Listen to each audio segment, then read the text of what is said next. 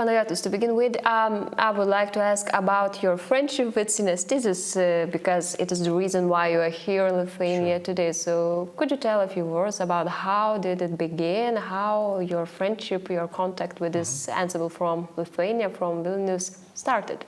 Sure. I think it goes back several years, perhaps more than 5 years ago. Members of the ensemble, Marta most likely, emailed me and said we are going to work on your pieces in a music academy that takes place in Germany. I think it was with Ensemble Modern. So we'd like some information and the performance materials of the piece. So that was the first contact. I'm not entirely sure if that project came to a completion, but that was the first contact with the ensemble and members of the ensemble. And then at some point they mailed me and they said we played the piece and we like it, and we would like to play maybe more pieces from your list of works. And slowly our collaboration grew out of these very first steps, and eventually now they have like a list of 3-4 of my works that they play regularly. So they played several times here in Lithuania, my works, and abroad. And at some point we were thinking, let's do something now that we got together and we know and we want to know more and more in depth, some sort of bigger project. So we started talking about this residency that we're here now, to have time to dedicate to the pieces and learn them in detail and in depth, which the nature of the music and the idea requires that kind of concentration. We have to be here for a few days and explore all the sounds and the possibilities that are involved. So that's the kind of, in short, the story.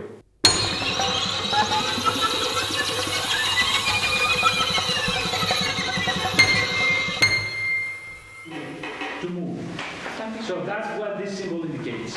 Maybe you have a name. Yes.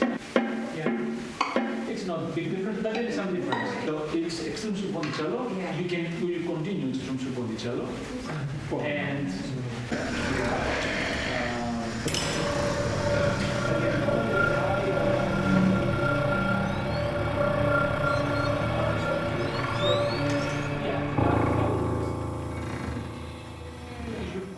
So, talking about this residency and that goes after it, as I know, you are planning a collaboration with Opera Mania. In spring, we should wait for scenic work, stage work, yes? So that's kind of a middle step. So here, during this residency, we mature and clarify all the ideas and the pieces and the materials that will be integrated at the second step into the opera that we are working with the ensemble Synesthesia as the performers, dancers, actors. So they will be just the ensemble members on stage, and they will do they will make everything. They will act, they will sing, play, not so much singing. They may use their voice, but not in a classical fashion. Like opera singers. The opera's theme is related to nature and animal sounds. So the performers will play, including the instruments, of course, various other objects that handers are using when they hand. There is a kind of some sort of instrument that imitates the sound of the deer. There is other instruments, of course, birds, like turkey. You don't hunt here turkeys, but in other parts of the world, including North America, they do a lot of turkey hunting. So there's various objects that imitate different turkey sounds. So these will be involved, and they will create a special soundscape that imitates somehow the natural habitat that we destroy, human beings. And this opera is about that, the metamorphosis of the human into an animal, and vice versa, and that we're not that different in the end of the day, and we should understand better So I believe we should leave something as a secret, Absolutely. as it sounds very intriguing for now. So I believe it would be nice to get acquainted with you a little bit better, to get acquainted for our audience. I would start with your background about your, which led you to the composing music. As I know, you started as a guitar player. That's would true. it be true to say? So could you just tell a little more? How did you actually decide to become a composer? Right. I don't know if it's a decision. It just happens. I remember I started playing guitar, which I studied throughout my musical education, and I got a degree in guitar. Until pretty much late in my education, I thought I would be a guitar player. Also, I was composing at the same time. But for me, it was difficult to see what means being a composer. So I thought I would be a guitarist, a classical guitar player, and I can continue composing. But even from the first year of learning the guitar, guitar is good to play chords and sing, besides playing the standard classical guitar repertoire. So I thought, instead of learning these pieces that have chords and arpeggios and all these things, maybe I can just combine what I've already learned to make my own, because that would be easier to learn a new piece than, for me it was easier to compose a new piece than to learn a new piece. So I thought, okay, I've learned 3 pieces, now I can make one by myself with what I've learned. So I have 2 in 1. That's how it started. Like, for me it was more convenient to recycle what I've learned and make my own variation somehow of pieces. So this principle of recycling somehow still works in your creative work nowadays, or it was the beginning? I think it was more the beginning. For me, that was kind of natural at that point. But actually, it was almost like composing. When you're a student, you just learn, you imitate a little bit, you hear others, you try to filter them through your own taste. So that's what I was doing, basically. And slowly that thing grew into me, and I was able to distinguish, okay, this is mine, this is something that I've learned, and I was keep improving that and changing it. Composing is just a journey into you. So eventually I was able to express myself into my own way, and it became clear at some point later, like 15 years later maybe, that I know what is composing, and that's what I want to do. So does this experience as a performer sometimes could be somehow influences your composing nowadays? For example, do you like to participate in the performances of your works today, or maybe you are very specific and very strict about the performance details when you are working with the new pieces, with ensembles of performers? From time to time I would be part of the stage, let's say, action, but for the most part I'm not. I wouldn't consider myself as a performer. However, I have this special relationship maybe with the performance practice, which is I practice and try to keep up with pretty much every instrument of the orchestra. Today I will practice the clarinet, tomorrow the violin, after tomorrow the trumpet. So I have pretty much every instrument of the orchestra in my studio arranged, and every day I will pick one and I will practice it. And that allows me to be in contact with the instrument when I compose. It's not like I'm kind of thinking about it, what I know, but I'm in touch with it. I have this real relationship with the instrument and real interaction. For me, that's vital. So I'm a kind of the performer during the composition of the piece. Once it's composed, then I'm not part of it anymore. Then I give it to the performers, and they realize it.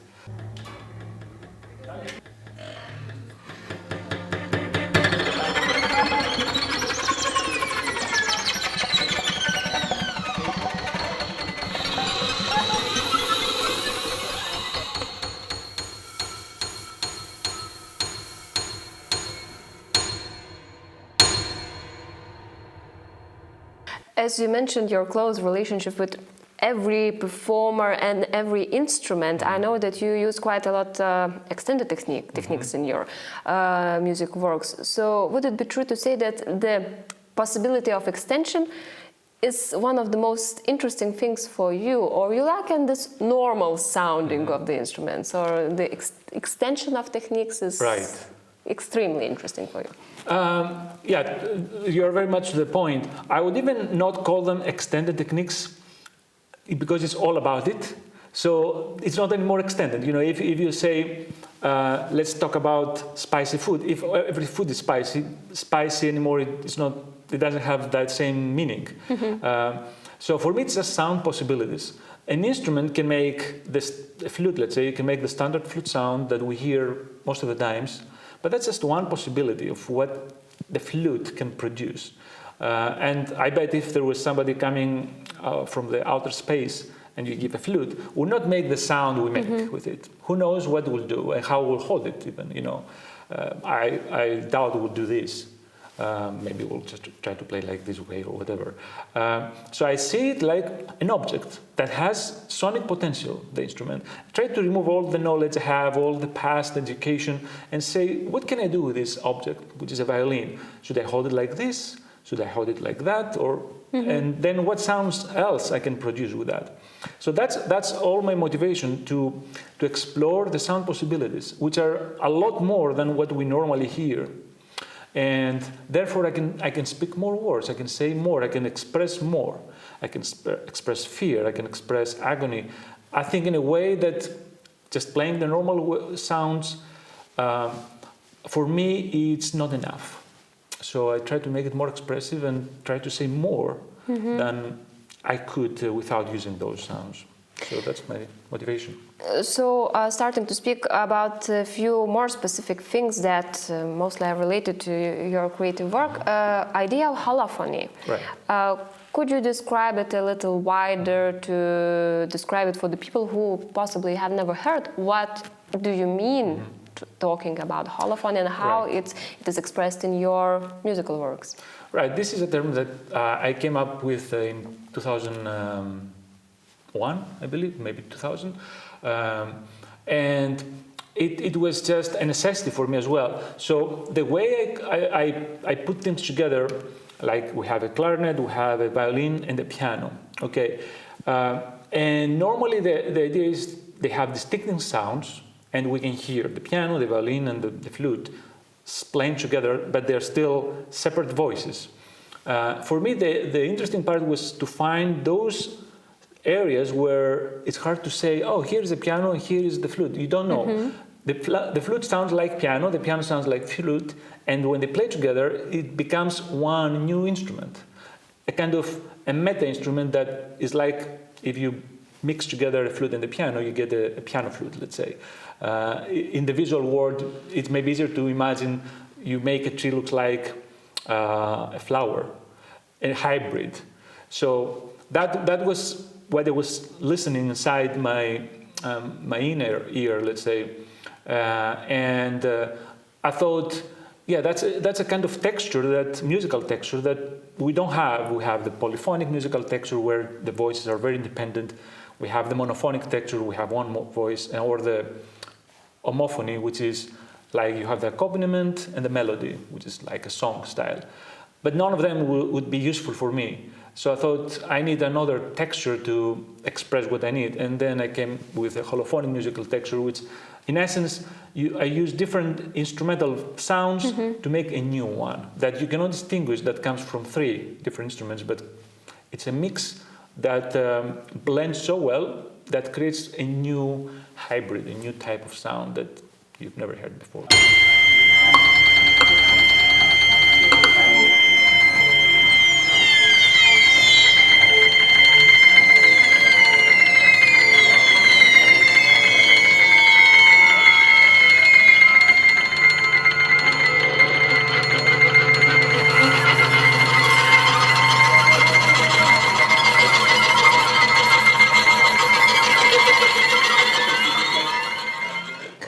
So it is somehow related with this another concept of virtuosity of sound. It's related with that, or it's a different thing? It's related, absolutely, because in order to achieve this mixture, which is it fuses into one single unity of sound, you need to be able to control your sounds. So the virtuosity here is not like I play very fast or very accurate pitches, but I play very precise sounds.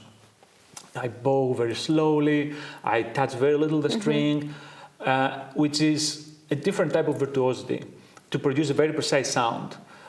So that's a sound virtuosity that it may not look very impressive like you do very fast and accurate things, but still it has a very demanding and disciplined behavior for the instrument. So it's not so important to play the correct pitch, but it's more important to play very, I don't know, consciously. Would it be true to say? It's not very important the pitch content only. It's the correct sound. So the compositions, I call them sound compositions because I don't compose notes, I compose sounds. So instead of saying I have a do and a re, I say I have sound 1 and sound 2. And then these are like notes, but these are sounds. And combining different sounds, I built my piece. But here I should also mention that a note by itself has no meaning. If I start a piece and say, or if you hear a piece that starts with one note, da, you don't know which piece is this. It could be many, many pieces. One note has no meaning. Once you put the second note, you may say, okay, maybe it's this piece or that piece. You hear 3, 4 notes and then you know which piece it is, right? So it's the combination that matters in the pitches. But with sounds, one sound alone could be completely satisfying and the complete piece. If you hear a sound, it may bring to you memories.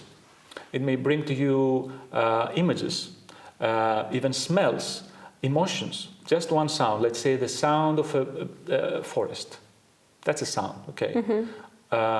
So a sound is a very powerful medium, much more than just a note, a pitch. A pitch is part of it. In the forest, you may hear pitches too, but it's very abstract and very filtered.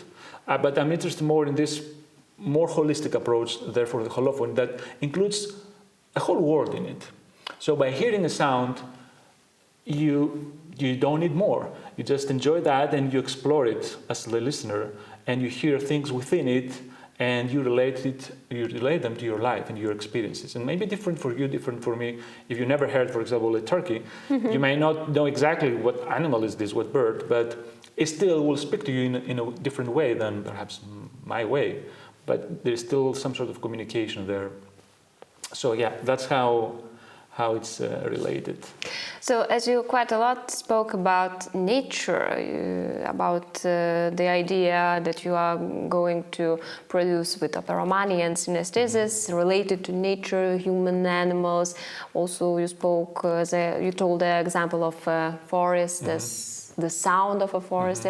How often actually these natural things inspire you? How often, for example, you go to look for a sound somewhere in the nature, or maybe you like more silence, which also sometimes is common in the absolutely. So I mean, it could be the nature, could be here outside. That's part of our nature too, right? Passing a car outside or having a construction site is part of our nature.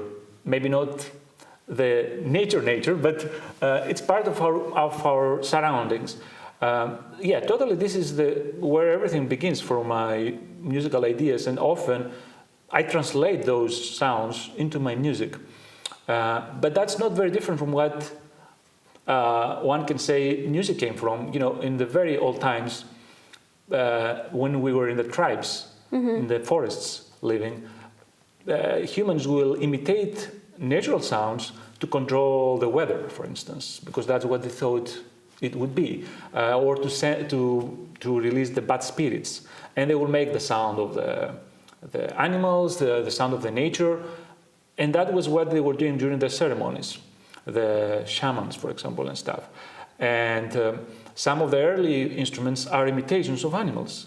For example, there is the horn, the French horn. It comes from actual horns that they were again being used for handing, and eventually they entered into the concert hall and became just an instrument that is disconnected from its nature. It didn't come just like that. It came from this old tradition that people were using them for handing, to control nature somehow, and slowly became an abstract object and became the French horn. But it didn't come just out of nowhere. So I kind of try to reconnect that relationship, that music is not disconnected from the nature, from our life, and from what surrounds us. It's part of it, and we can speak to each other. So, yeah, for me, there's no distinction, and what I hear around me, it's a source of inspiration all the time. So, moving from nature to technologies, as I know, it is also quite important part of your work. Music informatics, robotics somehow are integrated into your works. Right. So, how does actually technology world works in your music? Yeah, always the goal is to produce sounds. So, and no matter what, I will do anything necessary to get there, to the right sound. So if I need a robot to play this very precise movement to get the sound, I'll get a robot to do that. If I need a computer to calculate certain numbers that will give me the right sound, I will use the computer. So I don't use the technology because we have it, or because I'm good at, or whatever, because I need to make my recipe better. It's like, you want to boil food and you ignore, let's say, the gas fire. I will just search what else can I do to heat the food, and I will try all of them and see what's the one that works better. So for looking at the right sound, I will say, do I need technology? How can I integrate the technology to get the results I need? So it comes from hearing the right sound, trying to get into there and control it and make it again. So that leads me to the need, we have technology now and I can do these things that before was not possible. So one of that is a reed that I use in the pieces that I developed. And this reed is like the reed we use for the clarinet, but it's made with a synthetic material. And I use laser to cut it, 3D printing to print parts of it, and then casting to form it. So these are very recent technologies, digital fabrication techniques, that I use them because they allow me to make better sounds and to express what I want to express with my music. So yeah, technology is just a natural consequence to do what I have in my mind. You mentioned that you would like to produce sounds that have never been produced before, creating new sounds, yes? Right. So from everything that you actually told now, it looks like that producing a sound, some kind of a new sound, is the most important thing for you. Would you name it as a purpose of your creative work? Well, all of them, yeah. I want my music to be beautiful, to be emotional, to be political. But to say all those things, I need words, right? My words are my sounds. So I need more sounds to say more and more precise. So that's why I'm always in search of new sounds and I'm hunting for new sounds because I want to say more, better. And the only way to do that is to have more vocabulary. And for example, if I just use the standard tone sounds we use for the instruments, I cannot say enough. I feel like I want to say more, but I cannot. So I need more sounds, more sounds, more sounds. So I'm a sound collector. In favor of expressing better my emotions, my political thoughts, my aesthetical decisions. So they're all connected. But for me, the way to say my poem is by having the right sounds, the right place. So that's why I'm always looking for sounds.